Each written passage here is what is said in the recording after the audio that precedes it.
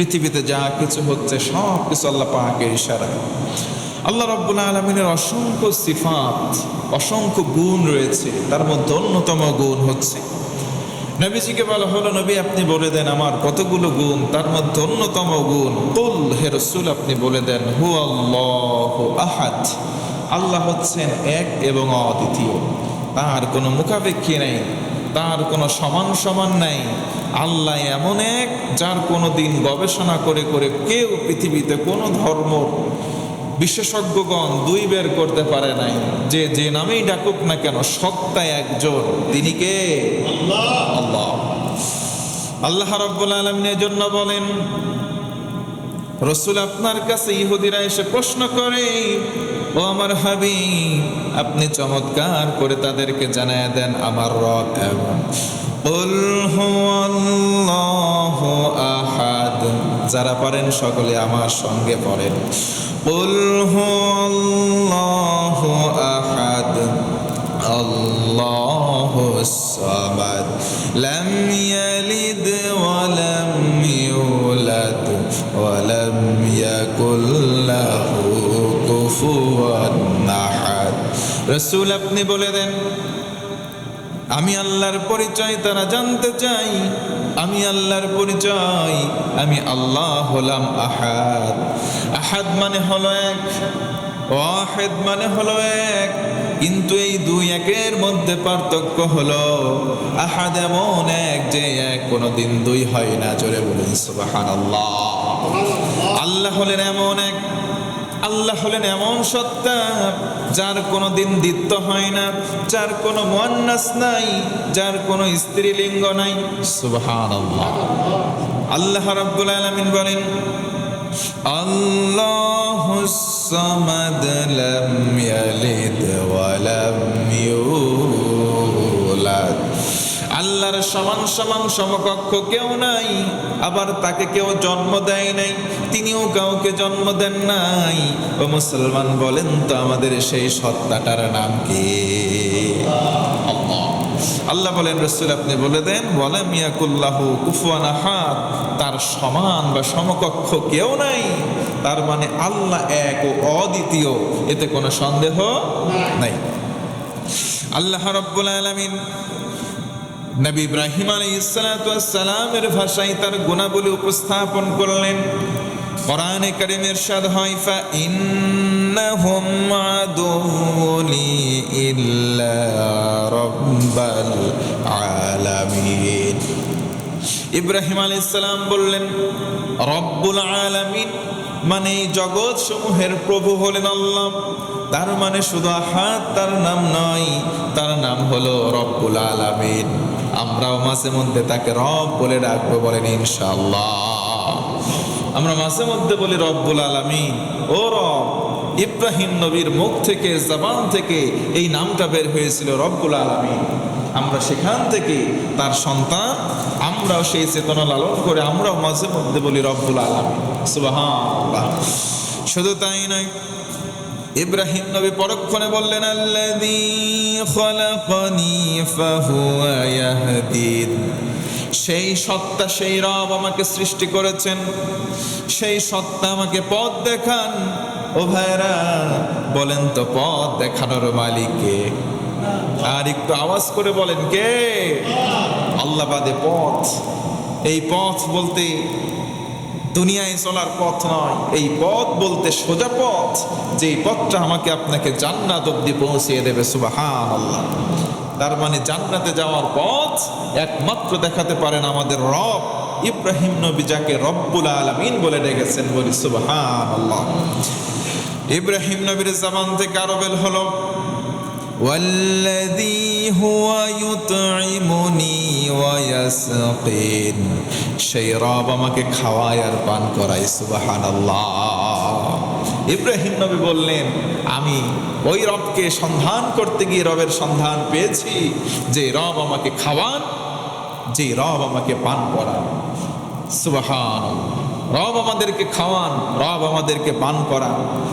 আমাদের যদি এতে বিন্দু পরিমাণ সন্দেহ হয়, তাহলে আল্লাহ পাকের জাতি যে আল্লাহু লা ইলাহা ইল্লাহু আল হাইয়ুল কাইয়্যুম, এই কথার উপরে আমাদের অটল অবিচল আর শতভাগ আস্থার প্রমাণ দেয় না। যদি আমরা এই কথা মেনে না নেই, এই কথা যদি আমরা মেনে নেই, তাহলে আল্লাহু লা ইলাহা ইল্লাহু আল হাইয়ুল কাইয়্যুমটা মেনে নেওয়া হয়ে যায়। সুবহানাল্লাহ। আমাদেরকে খাওয়ান কে? আল্লাহ। আমাদেরকে পান করান কে? আল্লাহ। এই যে রিজিক দিয়ে থাকেন বৃষ্টির মাধ্যমে, মুফাসসিরিনে কেরামগণ উল্লেখ করেছেন আল্লাহ পাকের কওল থেকে এই আসমান জমিনের মধ্যে যদি বারিশ, এই বৃষ্টির বর্ষণ না হতো, ক্ষেত খামার হতো না। আমরা বাহ্যিকভাবে দেখি এই যে অতিবৃষ্টির কারণে অনেক ক্ষেত খামারি তাদের ফসল জন্মাতে গিয়ে নষ্ট হয়ে যাচ্ছে। আমরা আল্লাহকে অজ্ঞাতসারে গালি দিয়ে থাকি, এ কাজ করা যাবে না। কারণ নবীজি বলেছেন এই বৃষ্টিপাত হচ্ছে কারোর জন্য রহমত, কারোর জন্য গজব হতে পারে। তবে চারটা জিনিসকে আমরা রহমত পাওয়ার পরেও গজব মনে করি, তার ভিতরে একটি হচ্ছে এই বৃষ্টি। সুবহানাল্লাহ। এই বৃষ্টি আল্লাহ রহমত হিসেবে দেন। যেখানে খরা হয়, অনাবৃষ্টি হয়, আল্লাহর হাবিব বলেন এখানে বৃষ্টি হতো না যদি কিনা এখানে পাক পাখালি আর তরুলতা না থাকতো। এই তরুলতার পাখিদেরকে আল্লাহ করবেন সুম্মা ইউহয়িন, অতঃপর আমাকে আবার জীবন দেবেন। সুবহানাল্লাহ পড়েন।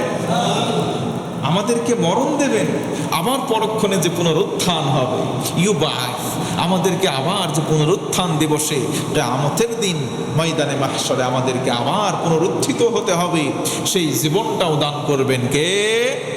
আল্লাহ। ইব্রাহিম নবী সে কথাটা বললেন, আল্লাহর কাছে এত ভালো লাগলো, আল্লাহ রাব্বুল আলামিন নবী ইব্রাহিমের কথাটা কোরআনের ভিতরে সন্নিবেশিত করে দিলেন। সুবহানাল্লাহ। পরক্ষণে আবার ইব্রাহিম নবী বললেন, ওয়াল্লাযী আতমা আইয়াগফিরা লি খাতিআতি ইয়াউমাদ্দিন। আল্লাহ রাব্বুল আলামিন তিনি তো এমন রব, যখন আমি আশা করি কিয়ামত দিবসে আমার রব আমার যত গুনাহ আছে অজ্ঞতাস্বরে হয়েছে, জানা কিংবা অজানায়, আমি আশা রাখি আমার রব আমাকে সেদিন মাফ করে দেবেন। সুবহানাল্লাহ। ইব্রাহিম নবী, আমরা জানি কোনো নবীর কোনো গুনাহ নাই, কিন্তু ইব্রাহিম নবী আলাইহিস সালাতু ওয়াস সালাম কত চমৎকার করে নমনীয় ভাব প্রকাশ করলেন, যদি আমার অজ্ঞতাস্বরে আমার কোনো গুনাহ হয়ে যায়, আমার কোনো অপরাধ হয়ে যায়, আমি আশা রাখি আমার রব আমাকে নিরাশ করবেন না। কিয়ামতের দিন ওই পুনরুত্থিত যেদিন হতে হবে, ওই দিন আমার রব আমাকে ক্ষমা করে দেবেন, আমি আশা রাখি, আমরাও আশা রাখি ইনশাআল্লাহ। নবী ইব্রাহিম মিথ্যা কথা বলেছিলেন, কিন্তু কেন মিথ্যা বলেছিলেন? সরাসরি শুনতে মিথ্যার মতো মনে হলেও সেখানে হিকমা, বালাগাত এবং ফাসাহাতের অন্তর্ভুক্তি ছিল। অতএব সে মিথ্যাটাকে আমরা সরাসরি মিথ্যা বলে আখ্যা দিতে পারি না। ইব্রাহিম পয়গম্বর আলাইহিস সালাতু ওয়াস সালাম তিনি অসুস্থ ছিলেন। যখন বলা হলো চলো আমরা পূজা করতে যাই, আমরা সেই মেলায় যাই, ইব্রাহিম নবী বাসায় ছিলেন, বললেন আমি অসুস্থ আছি। অথচ তিনি শারীরিক বা বাহ্যিকভাবে দেখতে অসুস্থ ছিলেন না। তাহলে কেন তিনি বললেন? নবীরা তো মিথ্যা বলেন না, তিনি মিথ্যা বলেননি। তিনি হয়তো শারীরিকভাবে সুস্থ থাকলেও মানসিকভাবে তিনি অসুস্থ ছিলেন। এর থেকে বোঝা যায় মানুষ দুইভাবে অসুস্থ হয়, এক শারীরিক আর দুই মানসিক। অনেকে বলে আমার ভালো লাগতেছে না, আমার মনটা ভালো নাই, তার মানে সেই ব্যক্তিটাও সাময়িক অসুস্থ। শরীর হয়তো ফিট আছে, কিন্তু মন অনেক সময় আনফিট থাকে। মন যখন আনফিট থাকে তখন শরীরটাও মাঝে মধ্যে আনফিট হয়ে যায়। আপনি দেখবেন চিন্তামগ্ন আছেন, আপনার শরীরটাও দেখবেন বিষণ্ণ হয়ে যাচ্ছে। মন ভালো তো শরীর চাঙ্গা থাকে, মন খারাপ তো শরীরটাও আপনার দুর্বল হয়ে যায়। ইব্রাহিম নবী আলাইহিস সালাতু ওয়াস সালাম মিথ্যা বলেননি, বরং তিনি হিকমতের সঙ্গে সত্য কথাটাই বলেছিলেন। সেই ইব্রাহিম নবী আল্লাহু লা ইলাহা ইল্লাহু আল হাইয়ুল কাইয়্যুম, এই কথাটা মানতে গিয়ে তিনি বললেন আমার রব এমন রব, তিনি রব্বুল আলামিন। সুবহানাল্লাহ। আমি আশা রাখি কিয়ামতের দিন যখন সবাই দাঁড়াবে, আমার যে ভুলগুলো হয়েছে, আমি আশা রাখি আমার রব আমি ইব্রাহিমের প্রতি দয়া পরবশত হয়ে আমাকে ক্ষমা করে দেবেন। সুবহানাল্লাহ। তার মানে নবীদেরও চিন্তা হচ্ছে সেদিন অপরাধের কারণে না জানি কাঠগড়ায় দাঁড়াতে হয়। আর আমরা সাধারণ মানুষ একটু চিন্তা করে দেখেন, আমাদের গোনাহ আমরা নিজেরাই যদি জানাগুলো লিখতে শুরু করি, আমার মনে হয় পৃষ্ঠার পরে পৃষ্ঠা লাগবে আমাদের কতগুলো গোনা আছে। নিজেরা যদি নিজেদের গোনাগুলো লিখতে থাকি, কতগুলো পৃষ্ঠা শেষ হয়ে যাবে, কলমের কালি শেষ হয়ে যাবে, আমাদের গোনাগুলো আমরা লিখে শেষ করতে পারবো না। আর যেই নবীদের কোনো গোনা নাই, সেই নবীরা পর্যন্ত বলতে বাধ্য হচ্ছে, ও গো রব, আমি তোমাকে রব ডেকেছি। আল্লাহ, কিয়ামতের দিন পুনরুত্থিত যদি হতেই হয়, অবশ্যই হতে হবে। আর ওই সময় আশা রাখছে, রব তুমি আমাকে ধরো না, তুমি আমাকে মাফ করে দিও। আমরাও চিন্তা করব, এই আকীদা লালন করব, রব আমরাও বলি তুমি রব্বুল আলামিন, তুমি জগৎ সমূহের রব। ও গো রব, তুমি আমাদেরকে খাওয়াও, তুমি আমাদেরকে পান করাও, তুমি আমাদের জীবন দান করেছো, তুমি আমাদেরকে মরণ দেবে। আল্লাহ, রিজিক তো তোমার পক্ষ থেকে পাই, কিয়ামতের দিন উঠতে হবে জানি। সেদিন যদি কোনো পাপ নিয়ে উঠি, আল্লাহ ইব্রাহিম নবীর মতো আশায় বুক বাঁধি, রব তুমি আমাদেরকে মাফ করে দিও, পড়ে না আমিন। আল্লাহ তাআলা পরক্ষণে আবার আল্লাহু লা ইলাহা ইল্লা হুয়াল হাইয়ুল কাইয়্যুমের ব্যাখ্যায় মুফাসসির বলেছেন, মুসা নবীর কওলটা আল্লাহ কোট করে কোরআনে কারীমের মধ্যে নাজিল করে দিলেন। সুবহানাল্লাহ। মুসা নবী আলাইহিস সালাতু ওয়াস সালাম বললেন, ক্বালা ফিরআউন, ফিরআউনের কওল আর মুসা নবীর কওল দুইটা পাশাপাশি আছে। যেখানে নমরুদের কথা আছে সেখানে ইব্রাহিম নবীর কথা আছে, যেখানে ফিরআউনের কথা আছে সেখানে মুসা নবীর কথা আছে, যেখানে নবী মুহাম্মদুর রাসূলুল্লাহর কথা আছে সেখানে আবু জাহল, উতবা, শাইবাদের কথাও আছে। সুতরাং বোঝা গেল, এক পাশ ডান যেখানে থাকবে, বামও সেখানে থাকবে। ভালো থাকলে তার মন্দ পাশাপাশি থাকবে। কথা বলেন ঠিক কি না? আল্লাহ তাআলা বলেন, ক্বালা ফিরআউন, ফিরআউন বলল, ওয়ামা রব্বুল আলামিন, জগৎ সমূহের রব বা রব্বুল আলামিন এটা আবার কি? মুসা নবী আল্লাহর দাওয়াত দেয়, রবের দাওয়াত দেয়, আর ফিরআউন পাল্টা প্রশ্ন করে, আরে রবটা আবার কি? নাউজুবিল্লাহ। রবের দাওয়াত দেয় মুসা নবী, আর ফিরআউন বলে রব কি? তখন মুসা আলাইহিস সালাম বললেন, আলা রব্বুস সামাওয়াতি ওয়াল আরদ, আমার রব হচ্ছেন আসমান জমিনের মালিক। জোরে বলুন সুবহানাল্লাহ।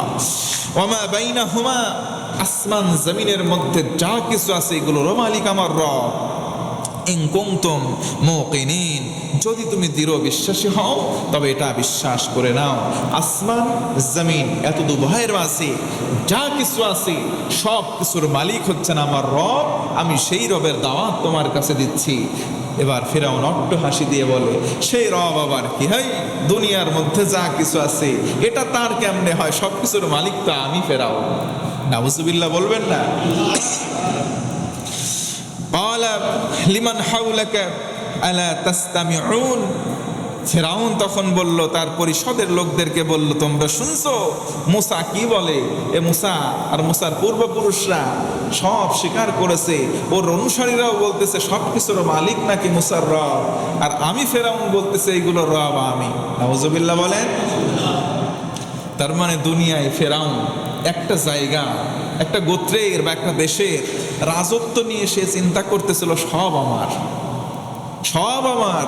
কুয়ার ব্যাং বলে কিছু কথা আছে, ব্যাং চিন্তা করে যখন কুয়ার মধ্যে পড়ে, এটাই আমার পৃথিবী, এইটাই আমার পৃথিবী, এছাড়া বোধহয় কিছু নাই। কুয়ার ব্যাং কিছু কিছু শক্তিধর ক্ষমতাধর বাদশা দুনিয়াতে এসেছিল, একটু গোত্রের, একটু দেশের বা কিছু অঞ্চলের দায়িত্ব পেয়ে চিন্তা করলো গোটা পৃথিবীটাই আমার, অথচ সেখান থেকে বের হলে সে দেখতে পেত আসলে দুনিয়াটা কত বড়। কথা বলে ঠিক কি না? ফিরআউন তখন চিন্তা করলো, আমার মন্ত্রী পরিষদের লোকেরা বলো তো সব কিছুর মালিককে? ওর কিছু সেলা সামান্ডা সামসা ছিল, তারা বলল আপনিই তো আমাদের রব। নাউজুবিল্লাহ বলবেন না? দুনিয়ার মধ্যে সব কিছু নাকি মুসার রবের, তোমরা বলো তো এইগুলো কার? সামসারা বলল আপনি খোদা, আপনি ফিরআউনের। নাউজুবিল্লাহ। তার মানে কিছু অন্ধ ভক্ত থাকবে, কিছু সামসা থাকবে, যারা ওই অল্প ক্ষমতায়, অল্প কিছু অঞ্চলের ক্ষমতা পেয়ে বাহাদুরি দেখাবে, তাদের পেছনেও কিছু সামসা ছিল আগে। কথা বলেন ঠিক কি না? তার মানে শুধু ছিলই শেষ তাই নয়, বরং ফিরআউনের অল্প কিছু রাজত্ব পাওয়ার পরেও যেমন সামসা ছিল তার পক্ষে কথা বলার, আজও তার কিছু উত্তরসূরি থাকবে, এবং ওই সামসাদেরও কিছু উত্তরসূরি থাকবে। নেতা যাই করুক আর যাই বলুক না কেন, বলবে না নেতা আপনি সঠিক আছেন। কথা বলেন ঠিক কি না? আল্লাহ রাব্বুল আলামিন পরক্ষণে কলটা কট করে দিলেন, তাদের কনভারসেশনটা।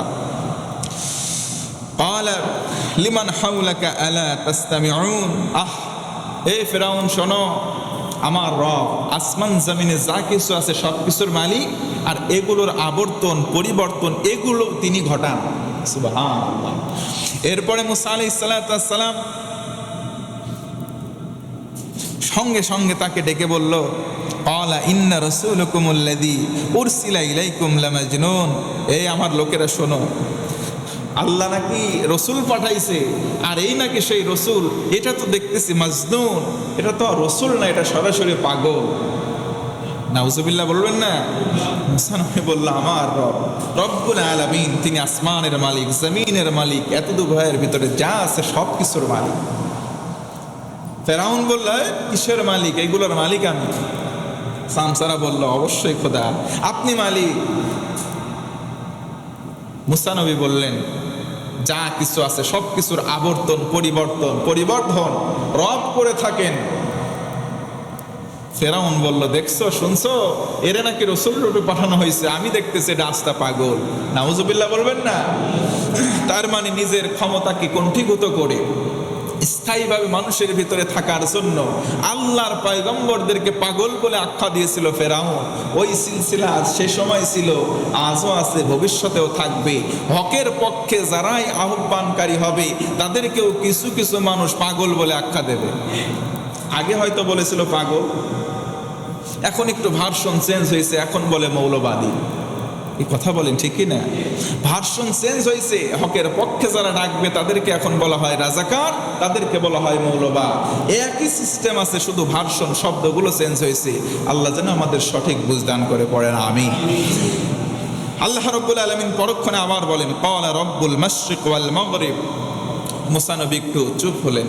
তিনি বললেন, আমার রব, তিনি পশ্চিমের মালিক, তিনি হচ্ছেন পূর্বের মালিক, অর্থাৎ পূব থেকে পশ্চিম আবার উত্তরে। মুসা নবীর পেছনে ধাওয়া করেছে। ধাওয়া করলে কি হবে? আল্লাহর সাহায্য যেখানে চলে আসে, জালিমের ক্ষমতা সেখানে শেষ হয়ে যায়। ঠিক তাই হয়েছিল যখন 12টা গোত্রের প্রতিনিধিদেরকে তাড়া করেছিল। নদীর কাছাকাছি গিয়ে আল্লাহর পক্ষ থেকে সাহায্য চলে আসলো। এ থেকে শিক্ষা এটাই, যখন মুমিনের যারা হৃদয় অঙ্গম করে আল্লাহকে বিশ্বাস করে রব্বুল আলামিন বলে, তাদের বিপদের শেষ চূড়ান্ত সীমায় যখন পৌঁছে যায়, আর কোনো রাস্তা থাকে না, আল্লাহর সাহায্য ঠিক ওই জায়গায় নাজিল হয়ে যায়। সুবহানাল্লাহ। আর জালিম যখন দেখে জমিন থেকে একবারে উৎখাত করতে হবে আল্লাহওয়ালাদেরকে, যখন উৎখাত করতে করতে সীমানার শেষ জায়গায় গিয়ে তাদেরকে বিতাড়িত করেই ফেলে, তারা পালাই না, তারা ঘুরে ঠিক জায়গায় থাকে, বরং এরাই পানিতে ডুবে মরে। কথা বলে ঠিক কিনা? মরছিলও তাই। আল্লাহ রাব্বুল আলামিন পরক্ষণে আল্লাহু লা ইলাহা ইল্লাহু আল হাইয়ুল কাইয়্যুমের ব্যাখ্যায় মুফাসসির বলেন, আল্লাহ রাব্বুল আলামিনের সদৃশ আর পৃথিবীতে কেউ নাই। কারণ আল্লাহ পাক সূরা শুরার ভিতরের ব্যাখ্যাটা টেনে দিলেন। আল্লাহ বলেন, লাইসা কামাসলিহি শাই, আল্লাহর সমান সমান তার মতো কিচ্ছু নাই। সুবহানাল্লাহ বলবেন না? তাহলে অনেকে চিন্তা করেন, হুজুর আল্লাহ দেখতে কার মতো? প্রশ্ন হতে পারে, আল্লাহকে নাকি আমরা কিয়ামতে দেখবো, জান্নাতে গেলে দেখবো, তাহলে কেমন হবে? প্রশ্ন হতে পারে। আল্লাহ উত্তর দিয়ে দিলেন, লাইসা কামিসলিহি শাইউন, আল্লাহ কিছুর মতো না, তার উপমা কেউ দিতে পারবে না। আল্লাহ কেমন? মুফাসসিরিনে কেরামগণ বলেন, আল্লাহ আল্লাহর মতোই। সুবহানাল্লাহ। আল্লাহ কেমন হবে আমরা কোনো কল্পনাই করতে পারি না। আল্লাহ কেমন, কোনো মিসাল, আল্লাহ বলেন আমার কোনো তুলনা নাই। কোনো কিছুর সঙ্গে যে তুলনা করবে যে এমন বা এত সুন্দর, এত সুন্দর, না, আমার কোনো তুলনাই নেই। কবি তো সুন্দর করে গজল গান লিখেছেন, তোমার সৃষ্টি যদি হয় এত সুন্দর, না জানি তাহলে তুমি কত সুন্দর। সুবহানাল্লাহ। আল্লাহ বলেন, আমার উপমা, আমি যে দেখতে কেমন, এটার কোনো তুলনা নাই। তার মানে কি? আল্লাহ কেমন? আল্লাহ আল্লাহর মতন। জান্নাতে গেলেই আমরা দেখব ইনশাআল্লাহ। ওয়া হুয়াস সামিউল বাসীর, তিনি সব শোনেন, তিনি সব দেখেন। বিশ্বাস হয়? বিশ্বাস হয়? আল্লাহ বলেন তিনি সব শোনেন, সব দেখেন। আমরা কানে কানে চুপিসারে যে কথাগুলো বলি, আল্লাহ মনে হয় সেটা শোনে না। শোনে শোনে আমরা রাত্রিবেলা ঘরের দরজা বন্ধ করে দিয়ে কত কুপরামর্শ করি, কত গুনাহের কাজ করি, এটা তো আল্লাহ দেখেন, সব আল্লাহ দেখেন।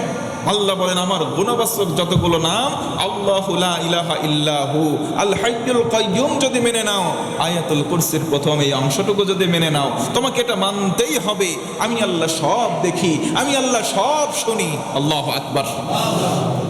তার মানে আমাদের বিশ্বাস করতে হবে যে আমরা আল্লাহর সিসিটিভির আন্ডারে আছি। সিসিটিভি ক্যামেরা আমাদের অবজারভেশন করছে কি, আমাদের প্রত্যেকের কাঁধে ফেরেশতা আছে, প্রত্যেকের কাঁধে ফেরেশতা আছে, কাতেব আছে, লেখক আছে। এই লেখকগুলো সব সময় বসে আছে, লিখতেছে। আপনি ভালো করতেছেন, সঙ্গে সঙ্গে লিপিবদ্ধ। আপনি খারাপ করতেছেন, লিপিবদ্ধ। প্লাস মাইনাস হিসাব হবে একদিন, হিসাব হবে একদিন। কোন দিন? কিয়ামতের দিন। তো আমরা তো মারা যাব, দুনিয়ার সাপোর্ট তো আমাদের শেষ হবে, হবে কি হবে না? হবে। কখন শেষ হবে আমরা কেউ জানি না। আল্লাহ রাব্বুল আলামিন একটা সীমানা বেঁধে দিয়েছেন। এই যে আমি যখন আজকে এখানে আসি, এই পাশে যুবকরা ফুটবল খেলতেছে,